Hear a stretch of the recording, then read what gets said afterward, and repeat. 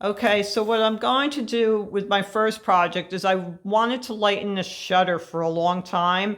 Here I have a color from Black Dog Salvage Paint Company in clean canvas. It's almost like a white.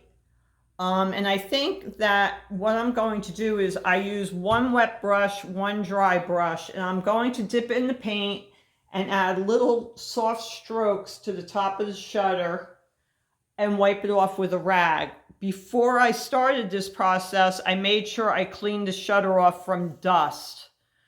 So let me begin to get started doing this.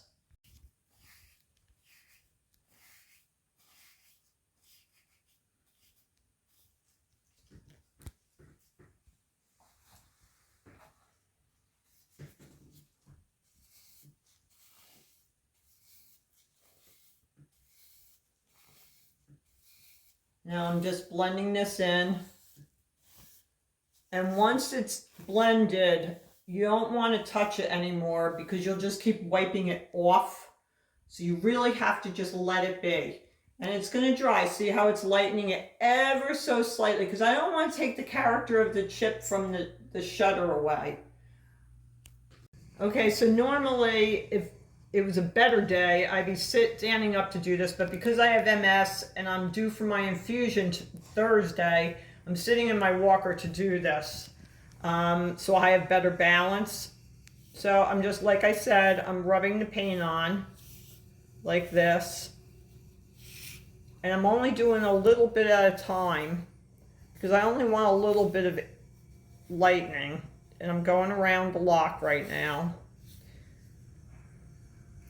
And now I'm taking this is my dry brush, and I'm just going to smooth it like this. So it works and it sets into the paint.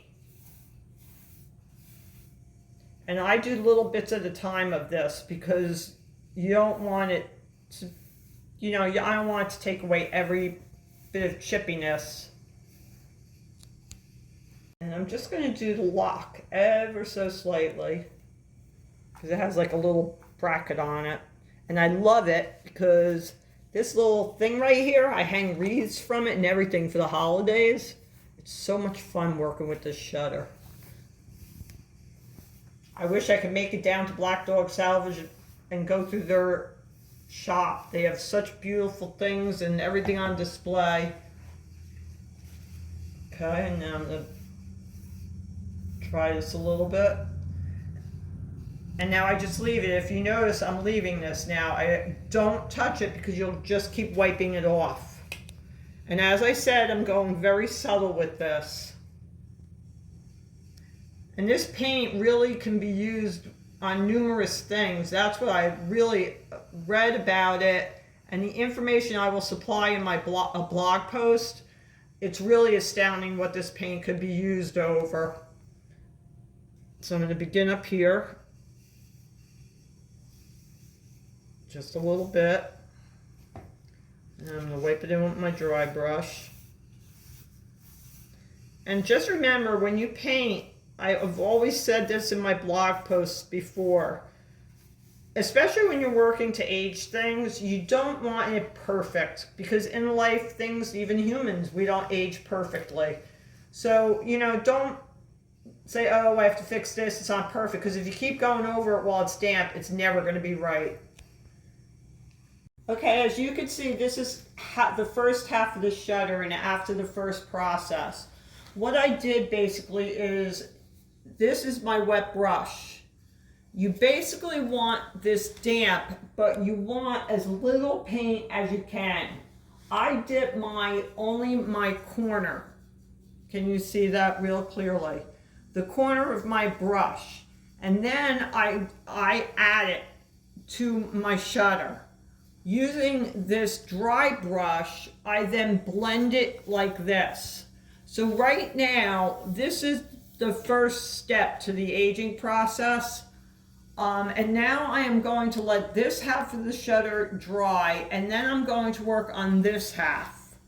And I'm going to do the same process When I move to the next process, I will absolutely show you how to go about adding those little details with aging.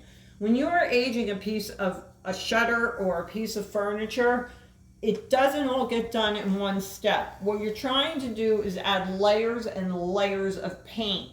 A little lighter, a little darker, and a mixture. So you have to be patient and let pieces dry in between. Then you move to the other half. Then what I'm going to do is, after this dries, is come back and add a little bit heavier detailing with the same whitish color, and I'm going to blend it into the heavier areas, as in right here. See this spot right here? I'm going to want a little more white to be noticeable on this area versus this chippy area. And I will show you exactly how that process works. Okay, so now I'm getting down to the final part of the shutter. Again, this is my paintbrush, wet. And I'm just doing a little bit. And then I'm going to blend it. So you don't really need a lot of paint. If you notice, I'm not even adding paint to my brush. I'm just moving it around. That's because it's mixed with a little bit of water. I mix it. This container is filled with water. This other container is filled with the paint. So I add my wet brush into, dab it a little bit into the water to get it damp. And then the little corner gets the paint. Now I will do these. And as you can see, it's not perfect. There might be a little bit more of the white showing through, but that's okay. Because things age in life, in nature, they don't age at the same time, you know, unfortunately, like people. And I'm not taught in school. I taught myself how to faux finish. Actually watching HGTV many years ago, watching Debbie Travis. I've said this before in some of my old posts. And really, she used to say that basically I have to tell people is faux finishing is a lot of playing. So you just work it into the paint like this.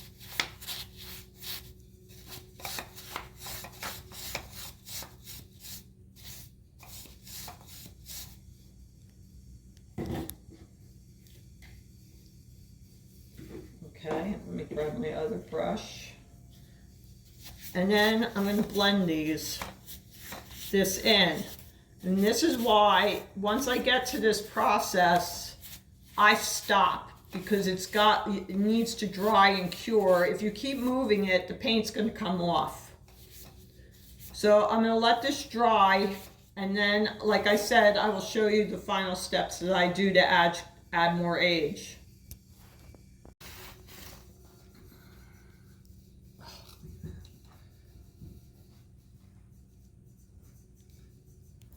All right, now for this final phase, I'm using a stencil brush because it's smaller and it's easier for me to distribute things more evenly.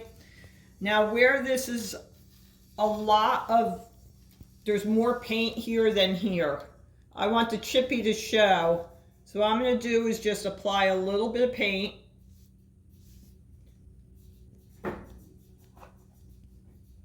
Take my cloth. And I'm going to rub it in lightly because I want it to look natural, like it, you know, in some spots it got worn more than in others. And then I'll do it here. And I add a little extra. And again, it's not supposed to be perfect. And by the way, this is my leftover cloth that I was using in the beginning, so it's not really wet, but it's very, very lightly damp. So I do this a little randomly. And then I blend it, because you always want to blend when faux finishing or when you're doing a paint treatment, because the idea is not to see the paint strokes. You don't want to see any of that, because that's usually gives things away. And I don't want to cover up all this chippy goodness that came with the shutter. I just want to lighten it a little bit because it doesn't work well for my home for pictures. And I'll add some here. And again, I will blend it. And see how I'm leaving that darker in the cracks and stuff? And then I'll do along this edge. Now I have to tell you, this paint is actually very, very excellent to work with. I'm really happy with it. It goes on smoothly, it covers well. I've barely used any paint.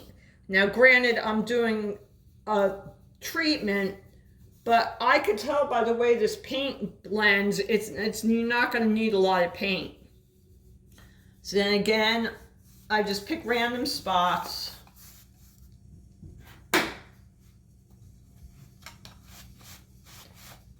And you could use this paint on so many things. You could use it on glass, you can use it on metal, you could use it on wicker, you can use it on so many things. And I've worked with a lot of paint. I've used a lot of chalk paint. And I've refinished a lot of furniture, and I'm really, really liking this product a lot. So I would definitely recommend looking into Salvage Dog Furniture Paint Company, without a doubt. And I'm going to actually, next up, I'm going to be painting nightstands for our bedroom, and I can't wait to share those with you too.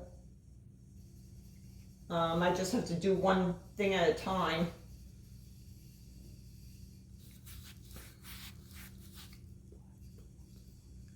And don't forget to visit Black Dog Salvage Furniture Paint Company, because they really are, to their shop that they have, that warehouse. I remember watching Black Dog Salvage on TV, and I used to love when they showed their area where they had all their furniture and repurposed pieces and the pieces that they would find and stuff. It really is amazing. That show was so good.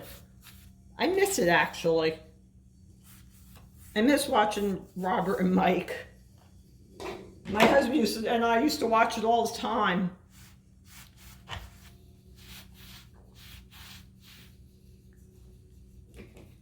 So I'm going to just basically just keep doing that. And even like here, I'm going to add a little more white, because this is where there's a lot of the tan paint.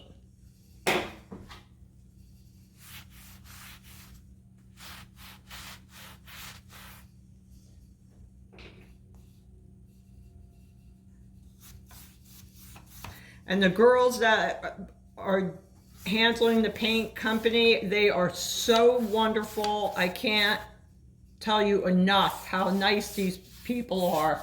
They're wonderful. I dealt with Tracy quite a bit through email, and she is a wonderful person.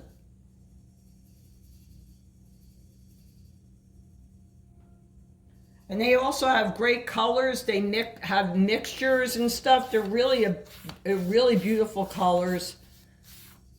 My next one is I want to work with one of the blues, because I have to paint my bathroom vanity, so I'm looking forward to that. And if you notice, as I'm going along, it's just adding more and more patina and age. And with, as I said, with a stencil brush, you do have a little bit more control than using a big chip brush or something like that. So I tend to work with them, and I actually have stencil brushes that are like, I don't know, they must be 30 years old, 20 years old. Now I'm telling them how old I could be.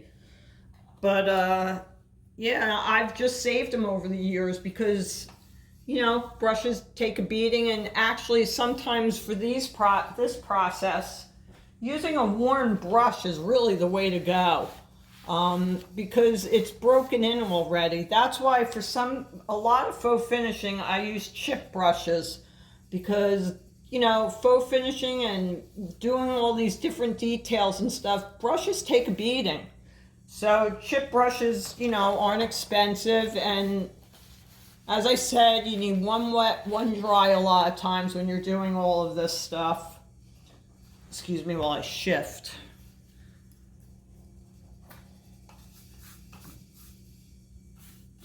So I highly recommend going to Black Dog Salvage Furniture Paint Company and checking them out online. They have a fantastic website. They offer all of their color palettes on there. You can get a lot of details from their website. So, and here is a spot that has a lot of the tan paint, and I'm going to cover it. See, this little spot, you wouldn't be able to get this with a bigger brush in these little details. You just couldn't do it. So, you know, take advantage of buying the right equipment. It doesn't always have to be the best brushes. I mean, for finishing furniture and painting furniture pieces, you do need high quality, good brushes. But for this kind of stuff, you know, I would buy decent stencil brushes. I wouldn't buy inexpensive stencil brushes, because these have, like I say, these are 25, 30 years old, and they're still lasting. So,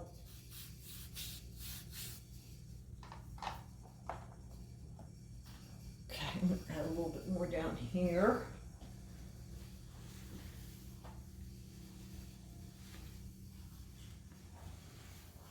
I hope you guys are having a good weekend. New Jersey's been iffy, but we really need the rain in New Jersey. It's been a very dry, hot, very humid summer. I've barely been outdoors. It's so humid. And humidity and MS just are not friends. They don't like each other. So, you know, I don't feel the best, but I get through it. Okay, I think I'm going to let this be now, because it's getting a little bit dark out, and I want to be able to really see the details, so I may give this another look tomorrow. While it's brighter out, well, I'm hoping it's going to be brighter, because they're supposed to get more rain tomorrow. So that's basically it, and I hope that you got some good information from me. And like I said again, definitely check out the furniture paint. Black Salvage Paint Company, Furniture Paint Company is really great to deal with. And as this being my first quick project, I really am very, very thrilled and happy with the product. So